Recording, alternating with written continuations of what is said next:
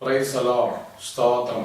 കർത്താവായ യേശു ക്രിസ്തുവിന്റെ നിസ്തുല്യ നാമത്തിൽ എൻ്റെ വന്ദനം അറിയിക്കുകയാണ്. വിവിധ സ്ഥലങ്ങളിൽ നിന്നുകൊണ്ട് ഈ സുവിശേഷ പ്രസംഗം കേൾക്കുന്ന എല്ലാ മാന്യ ശ്രോതാക്കൾക്കും വേഗം വരുന്ന കർത്താവായ യേശു ക്രിസ്തുവിന്റെ നിസ്തുല്യ നാമത്തിൽ എൻ്റെ വന്ദനം അറിയിക്കുകയാണ്. ഇന്ന് രാത്രികാലം ദൈവവചനം ചിന്തിക്കുവാൻ ദൈവത്തിന്റെ പരിശുദ്ധാത്മാവിന്റെ ഹൃദയത്തെ ഉത്ബോധിപ്പിച്ചു തന്ന ഒരു വാക്യം യോഹന്നാന്റെ സുവിശേഷം 4-ാം അധ്യായത്തിലാണ്.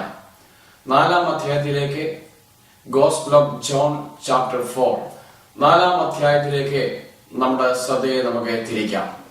വാഴ്ത്തപ്പെട്ട കർത്താവായ യേശു ക്രിസ്തു ശമര്യയിൽ കൂടെ താൻ കടന്നു പോകുന്ന ഭാഗമാണ് 4-ാം അധ്യായത്തിലേക്ക് നമുക്ക് കാണുവാനായിട്ട് സാധിക്കുന്നത്. വാഴ്ത്തപ്പെട്ട കർത്താവായ യേശു ക്രിസ്തുവിന്റെ പരസ്യ ശുശ്രൂഷയിലുള്ള ഈ ലോകത്തിലായിരുന്നപ്പോഴുള്ള അജന്തയിൽ ശമരിയ പട്ടണവും ഉണ്ടായിരുന്നു. യോഹന്നാന്റെ സുവിശേഷം 3-ാം അധ്യായത്തിലേക്ക് നമ്മൾ കടന്നു വരുമ്പോൾ അവിടെ രാത്രിയിൽ യേശുവിനെ കാണുവാൻ പണ്ഡിതനും പ്രമാണിയും യഹൂദന്മാരുടെ സന്നദ്ധ സംഘത്തിലെ ഉന്നത ഉദ്യോഗസ്ഥനും ഉന്നതമായ നിലയിൽ ജീവിത നിലവാരം കാത്തു സൂക്ഷിക്കുന്ന ഒരു മനുഷ്യൻ, അദ്ദേഹത്തിന്റെ പരസ്യമായിട്ട് യേശുവിനെ കാണുവാൻ സാധിക്കത്തില്ല. രാത്രി രഹസ്യമായിട്ട് യേശുവിനെ കാണുവാനായിട്ട് വന്നു. സ്തോത്രം. തന്റെ പരസ്യമായിട്ട് എന്തുകൊണ്ട് പകൽ സമയം യേശുവിനെ കാണുവാൻ സാധിക്കുന്നില്ല? തന്റെ യഹൂദ മതത്തിലുള്ള സ്ഥാനങ്ങളും മാനങ്ങളും സമുദായവും ഒരുപോലെ തനിക്ക് കാത്തു സൂക്ഷിക്കേണ്ടത് കൊണ്ട് സ്തോത്രം യേശുവിനെ കാണുവാൻ രാത്രിയിൽ അവിടെ വന്നു. 3-ാം അധ്യായത്തിൽ പണ്ഡിതനായ ഒരു മനുഷ്യൻ, വയോധ്യനായ ഒരു മനുഷ്യൻ, പക്വതയുള്ള ഒരു മനുഷ്യൻ, ഉന്നത സ്ഥാനമുള്ള മനുഷ്യൻ യേശുവിനെ അറിയുവാൻ മനുഷ്യനെയും സൊസൈറ്റിയെയും സമൂഹത്തെയും പേടിച്ച് രാത്രിയിൽ യേശുവിന്റെ അടുത്ത് വന്നു. ഇവിടെ 4-ാം അധ്യായത്തിൽ ഈ ശമര്യക്കാരത്തിൽ പകൽ സമയം, നട്ടുച്ച സമയം യേശുവുമായിട്ട് ഇവൾ കണ്ടുമുട്ടുകയാണ്. ഇവൾ പാപിനിയായ ഒരു സ്ത്രീയാണ്. സ്തോത്രം. വാഴ്ത്തപ്പെട്ട കർത്താവായ യേശു ക്രിസ്തുവിന്റെ പരസ്യ ശുശ്രൂഷയിൽ താൻ ശമര്യയിൽ കടന്നു വന്നു.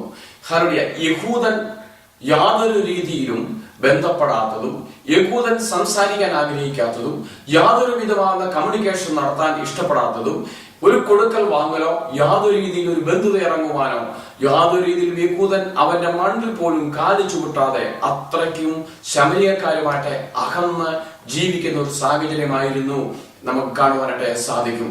വാഴ്ത്തപ്പെട്ട കർത്താവായ യേശു ക്രിസ്തു ഈ ശമര്യയിൽ കടന്നു വന്ന് ഈ കിണറിനരികെ ഇരിക്കുകയാണ്. സ്തോത്രം. ശമര്യ എന്ന് പറഞ്ഞു കഴിഞ്ഞാൽ കാവൽ മാടം, വാച്ച് ടവർ എന്നാണ്. എന്നാൽ സുഖാർ എന്ന് പറഞ്ഞു കഴിഞ്ഞാൽ ലഹരിക്ക് മത്തുപിടിച്ച അനുഭവം എന്നാണ്. സ്തോത്രം. നോക്കണമേ, ഈ ശമര്യ നിവാസികൾ സ്തോത്രം സംവത്സര ജാതികളാണ്. സ്തോത്രം. സിറിയയിൽ നിന്ന് കുടിയേറി പാർത്ത ബാലിന്റെ വിഗ്രഹത്തെ ആരാധിക്കുന്ന ജാതികളും യഹൂദന്മാരുടെ ഇടം കലർന്ന സ്തോത്രം ദൈവമില്ലാത്ത, ദൈവത്തെ അറിയാതെ പാപത്തെ പച്ചവെള്ളം പോലെ ഊറ്റിക്കുടിച്ച സകല സാൻമാർഗീയ ജീവിതവും തകർന്നതായ ഒരു കൂട്ടം ജനമാണ് ഈ ശമര്യയിലുള്ളത്. സ്തോത്രം. യേശു നട്ടുച്ച നേരത്ത് ഈ സുഖാറിൽ വന്ന് യാക്കോബിന്റെ കിണറിന്റെ അരികത്ത് ക്ഷീണിതനായി യേശു ഇരുന്നു. ഞാനൊരു ചോദ്യം ചോദിച്ചുകൊണ്ടേ, യേശു എന്തുകൊണ്ടാണ് ഈ ഉച്ച സമയത്ത് ഈ കിണറിന്റെ അരികത്ത് ക്ഷീണിതനായി യേശു ഇരിക്കുന്നത്?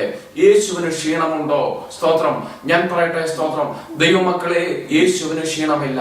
യേശു ഗതി ഭേദത്താൽ ആച്ഛാദനമേൽക്കുന്നവനല്ല. ഇസ്രായേലിന്റെ പരിപാലകൻ മയങ്ങുന്നവനല്ല, ഉറങ്ങുന്നവനല്ല, അവൻ ക്ഷീണിക്കുന്നവനല്ല, അവൻ തളർന്നു പോകുന്നവനല്ല. രക്ഷിപ്പാൻ കഴിയാതെ വണ്ണം അവന്റെ കൈ കുറുകാകത്തില്ല, കേൾപ്പാൻ വയ്യാതെ വണ്ണം അവൻ ചെവി മന്ദമാകത്തില്ല. കാണാതെ വണ്ണം സ്തോത്രം അവന്റെ കണ്ണു മന്ദമാകത്തില്ല. സ്തോത്രം. അഗ്നിജാലയ്ക്കുള്ള ഒത്ത കണ്ണുള്ളവനായ ദൈവം. സ്തോത്രം.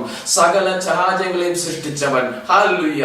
മനുഷ്യന്റെ ഇരിപ്പും നടപ്പും കിടപ്പും സകലതും രഹസ്യങ്ങളും ഒരുപോലെ ഹൃദയത്തിന്റെ ഉൾപ്പൂവുകളെ പോലും ഏത് നിഗമനങ്ങളെയും സെക്കൻഡുകളെയും വായിച്ച് ചെയ്യുന്ന യേശു. സ്തോത്രം. അവൻ തളരത്തില്ല, അവൻ ക്ഷീണിക്കത്തില്ല.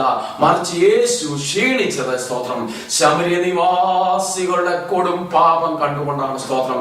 ദൈവത്തിൽ നകന്നുപോയി വിഗ്രഹ ആരാധികളായി, വിഗ്രഹത്തെ സേവിച്ച് പ്രത്യാശയില്ലാത്തവരായി, സാൻമാർഗിക ജീവിതം തകർന്ന് ജീവിതം തരിപ്പണമായി കിടക്കുന്നതായ സ്തോത്രം എങ്ങോട്ട് പോണമെന്നറിയാതെ ജീവിതം തകർന്ന് ജീവിതത്തിന്റെ എല്ലാ വശങ്ങളും തകർന്ന് യാതൊരു പ്രതീക്ഷയുമില്ലാത്ത ശമര്യ നിവാസികൾ കാഴ്ചകളെ കണ്ടുകൊണ്ട് എന്റെ യേശു ക്രിസ്തുവിന്റെ മനസ്സ് തകർന്നു.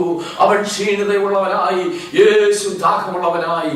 എന്നെ കേൾക്കുന്ന പ്രിയ സഹോദര സഹോദരി, യേശു ക്ഷീണിക്കുന്നത്, യേശു ഹല്ലേലൂയ തളരുന്നത്, അവന്റെ ഹൃദയം ഭാരപ്പെടുന്നത്, അവന്റെ ദാഹം നിന്റെ നഷ്ടപ്പെട്ടു പോകുന്ന നിന്റെ ലൈഫിനെ കുറിച്ചാണ്, നഷ്ടപ്പെട്ടു പോകുന്ന നിന്റെ കുടുംബ ജീവിതത്തെ കുറിച്ചാണ്, നഷ്ടപ്പെട്ടു പോകുന്ന നിന്റെ ഫ്യൂച്ചറിനെ കുറിച്ചാണ്.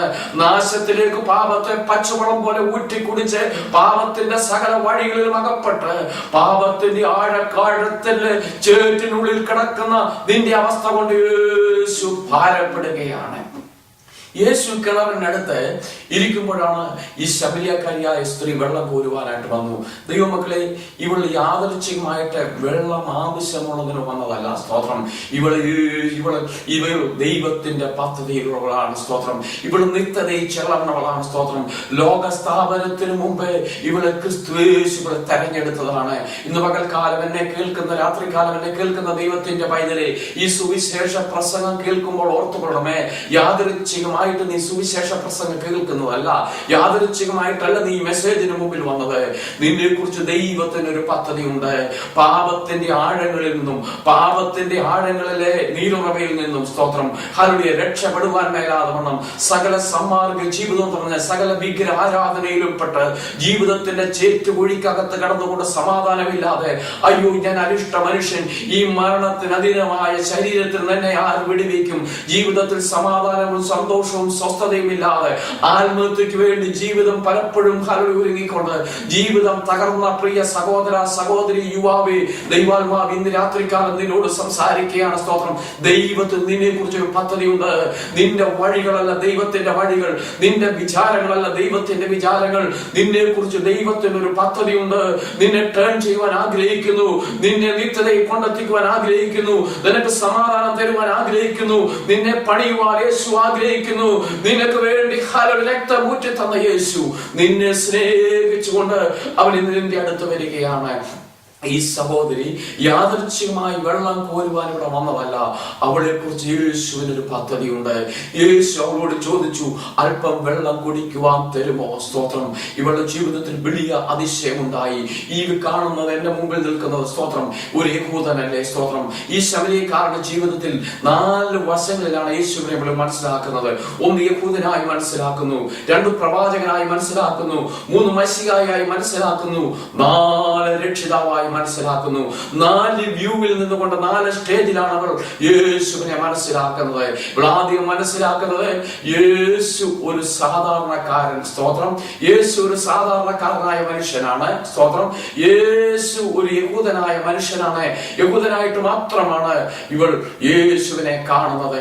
ഇന്ന് രാത്രികാലം എന്നെ കേൾക്കുന്ന ദൈവത്തിന്റെ പൈതലെ, നീ യേശുവിനെ ആരായിട്ടാണ് കാണുന്നത്? സ്തോത്രം. ഇവൾ അതിശയപ്പെടുകയാണ്. യഹൂദൻ സാധാരണയായി വെള്ളം കുടിക്കുവാൻ ഒരിക്കലും ഇവിടെ വരത്തില്ല.